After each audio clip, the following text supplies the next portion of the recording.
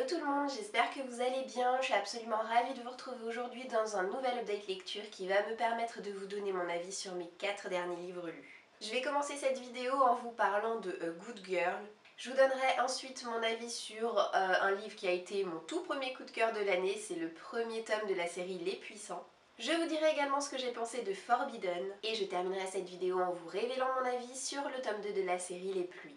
A Good Girl, c'est l'histoire de Riley qui est une lycéenne, c'est un petit peu l'archétype de la jeune fille modèle, la fille idéale, elle est belle, elle est intelligente, elle est brillante, elle réussit absolument tout ce qu'elle entreprend, elle soutient de nombreuses associations, tout le monde l'envie et tout le monde désirait être à sa place, mais sous cette façade de perfection se cachent néanmoins quelques failles puisqu'elle nourrit des sentiments assez embarrassants vis-à-vis de son professeur de français qui lui-même n'est pas insensible à son charme. C'est une lecture à laquelle j'ai mis 3 sur 5 qui m'a globalement plu, mais je dois vous avouer que j'ai quand même eu très peur en débutant ma lecture parce qu'il s'est passé tout de même pas mal de temps pendant lesquels j'ai trouvé l'histoire finalement assez plate.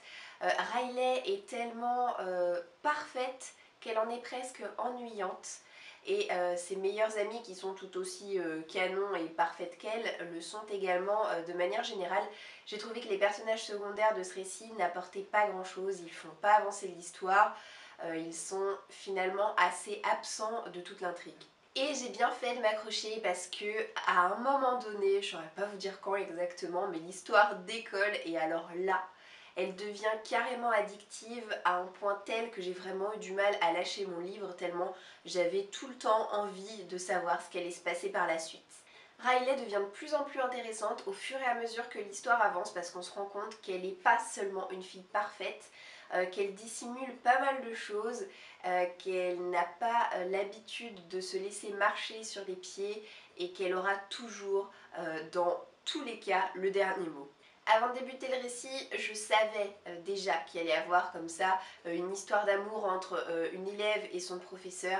Ça paraît terriblement cliché, ça paraît terriblement vu et déjà vu, mais ce que j'ignorais c'était vraiment la personnalité d'Alex Belrose, qui est donc le professeur de français de Riley, dont je ne vous dirai rien, mais qui, croyez-moi, vaut le détour. J'ai trouvé que l'auteur était très doué pour instiller une espèce de tension à couper au couteau dans son récit. J'ai senti à plusieurs reprises mes mains devenir moites tellement je me sentais mal à l'aise par tout ça et les personnages finissent par partir totalement en cacahuète. D'ailleurs la fin, c'est du grand n'importe quoi dans le sens où j'avais absolument pas anticipé ce qui allait se passer à la fin et j'ai refermé le livre en mode ah ouais quand même.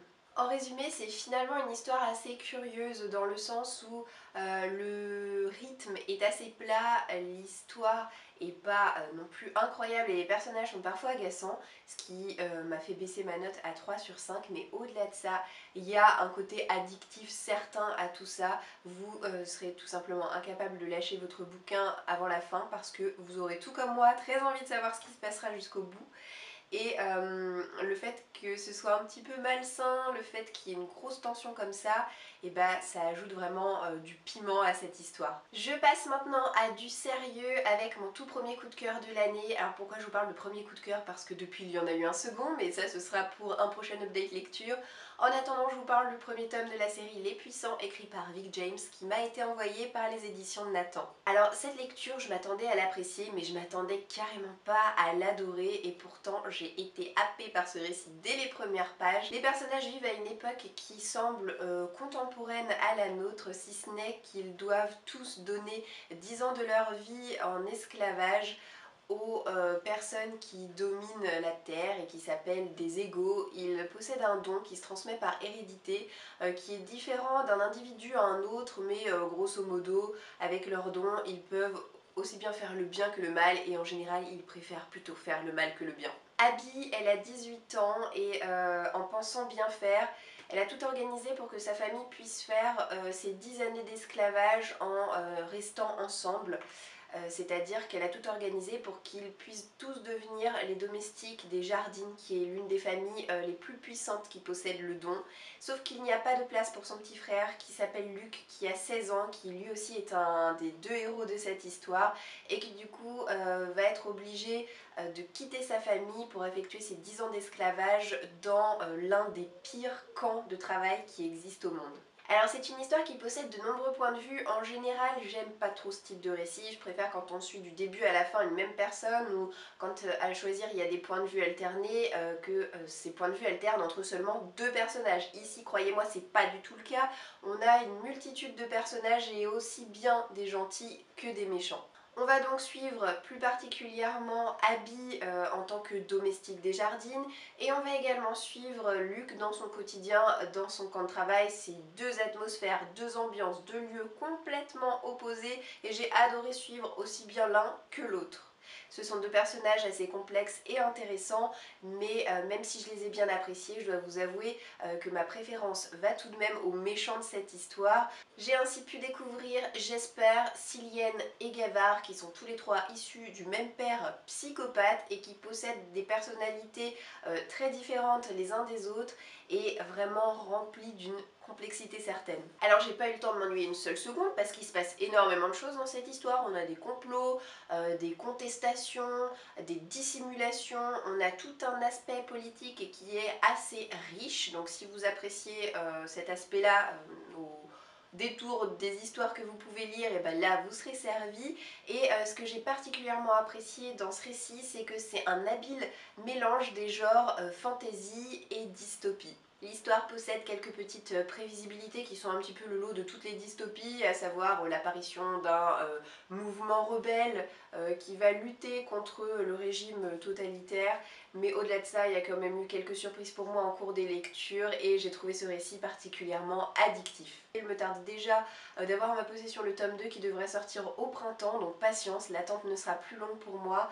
J'espère en tout cas que vous aurez la possibilité de découvrir ce récit et je vous en donne d'ailleurs l'opportunité. Si vous avez raté ma dernière vidéo, n'hésitez pas à la voir car il s'agit du concours des 4500 abonnés de cette chaîne dans lequel je tente de vous faire gagner un exemplaire de ce livre. Je me suis ensuite plongée dans Forbidden, écrit par Tabitha Suzuma et sorti aux éditions Milady. Alors ce livre est sorti en VO en 2010 et c'était pas du tout cuit qu'il sorte en France étant donné qu'il aborde un sujet controversé et extrêmement tabou, l'inceste. Il est finalement sorti, donc comme j'ai pu vous le dire, aux éditions Milady l'année dernière et vous me l'avez massivement choisi afin qu'il intègre ma pile à lire hivernale. Je l'ai donc lu et en débutant cette lecture, je me suis demandé si j'allais avoir un coup de cœur aussi retentissant que à peu près tous les lecteurs qui ont lu ce livre ou si au contraire ça n'allait pas le faire avec moi. Avant de vous donner mon avis, je vais vous parler en quelques mots de l'histoire. On rencontre Maya et Loshan qui sont tous les deux adolescents, qui sont tous les deux lycéens et qui sont tous les deux frères et sœurs. Ils ont très peu d'écart au niveau de leur âge et s'occupent de leur fratrie puisque leur mère est finalement peu présente à la maison et elle délaisse complètement ses enfants. Maya et Loshan remplissent un petit peu le rôle de papa et maman envers leurs frères et sœurs. Et c'est ainsi que leur relation va à un moment donné évoluer. Alors l'une des premières choses que je me suis dites en commençant cette histoire, c'était que c'était plutôt bien écrit, j'ai bien aimé l'écriture de l'auteur que j'ai trouvé assez fluide et je me suis dit que si jamais j'arrivais à passer le cap de l'inceste, ça allait être plutôt une bonne lecture. Et bah croyez-moi que le cap, je l'ai pas passé et que ça n'a pas été une bonne lecture puisque j'ai mis à ce livre la note de 2 sur 5.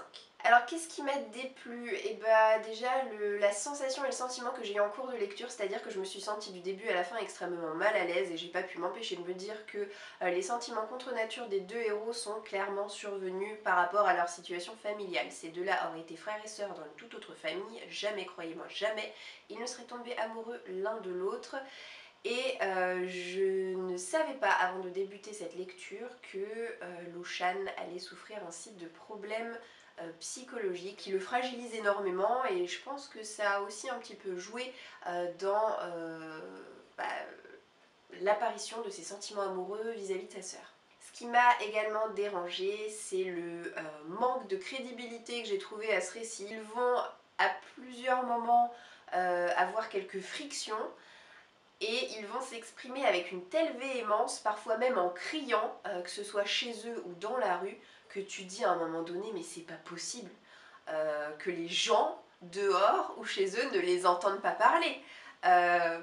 Voilà, ils sont là en train de se dire mais non on peut pas, on est frères et sœurs, mais ils se le disent en criant quoi, je veux dire c'est juste pas cohérent du tout. J'ai trouvé que l'histoire était hyper répétitive et du coup je me suis vraiment ennuyée.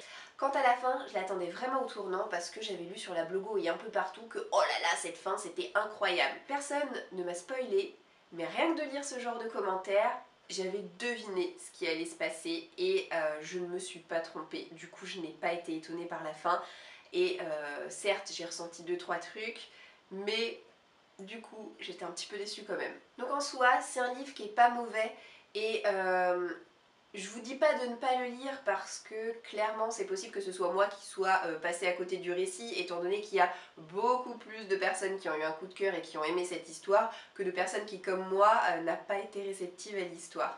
Donc voilà, c'est pas un mauvais roman, mais c'est un roman qui n'a pas su me toucher. Et enfin le dernier livre dont je vais vous parler dans cette vidéo, c'est le tome 2 de la série Les Pluies, écrit par Vincent Villeminot, qui m'a gentiment été envoyé par les éditions Fleurus, en même temps que le premier tome que j'ai eu l'occasion de lire en novembre dernier. Il me semblait donc judicieux de poursuivre les aventures de Malcolm, de Noah, de Coche, de Loup et d'Ombre. Dans le premier tome, on découvrait qu'un phénomène climatique assez ahurissant avait envahi la Terre entière, c'est-à-dire qu'il pleuvait sans discontinuer et que cette pluie a duré des mois et des mois, noyant absolument tous les pays, faisant des dégâts irrémédiables et provoquant énormément de pertes humaines. Quasiment au début du premier tome, notre petit groupe de personnages principaux s'était retrouvé séparés et j'avais attendu leur retrouvaille avec impatience. Et justement, ce tome 2 illustre leur retrouvailles, l'apparition de villes-refuges où le système D est de mise et où la survie reste tout autant difficile qu'en dehors des villes. Je suis replongée avec facilité dans cet univers et ce tome 2 nous propose plus de points de vue alternés qu'il n'y en avait dans le premier tome. On a ainsi l'opportunité de découvrir les points de vue de Lou et de Malcolm qui étaient finalement très peu présents dans le premier tome, et on va découvrir ce qu'ils ont enduré en l'absence de leurs compagnons, donc c'était assez intéressant de les suivre. C'est pas ces deux-là les personnages que je préfère dans notre petit noyau central de personnages. Ça m'a quand même plu de découvrir leur caractère, d'apprendre quelles sont leurs aspirations, leurs peurs, leurs doutes, etc. Ce que j'ai également pu noter, c'est que l'ambiance est assez différente dans ce tome 2 que dans le tome 1. Ici il y a beaucoup plus de désillusion, l'ambiance est finalement assez lourde et pesante, les personnages évoluent mais pas dans le sens positif du terme. Et ce qui m'a également plu, c'est que c'est un tome sans temps mort, c'est-à-dire qu'une fois de plus je me suis pas ennuyée, les actions s'enchaînent à une vitesse ahurissante. Vincent Villeminot a un style bien à lui et il nous embarque avec lui du début à la fin. Ce point que je qualifierais de positif entraîne malheureusement un petit point négatif et qui vient justifier en partie le fait que j'ai mis la note de 3 sur 5 à cette histoire. C'est qu'à vouloir être sur tous les fronts, à vouloir nous montrer un enchaînement et une succession d'actions, Vincent Villeminot en oublie parfois de prendre le temps pour ses descriptions, le temps pour la psychologie de ses personnages, le temps de prendre son temps tout simplement, et ça m'a laissé en bouche une espèce de sentiment de manque d'approfondissement. Ça reste toutefois une série agréable et un tome 2 que j'ai en tout cas quand même bien apprécié puisque j'ai passé un bon moment de lecture en compagnie de ce livre. J'ai suivi avec attention les péripéties des personnages, j'ai été peinée pour eux au moment opportun et je suis déjà curieuse de connaître la fin de cette histoire. Et voilà, ça y est, il est déjà temps de se quitter. J'espère que cette vidéo vous aura plu. N'hésitez pas comme d'habitude à me laisser un petit commentaire si vous avez lu certains des livres que je vous ai présentés afin de me dire ce que vous en avez pensé, ou si au contraire je vous ai donné envie de lire certains de ces livres si vous ne les avez pas lus. Je vous souhaite en tout cas de passer une très bonne journée et je vous dis à bientôt dans une prochaine vidéo. Ciao ciao!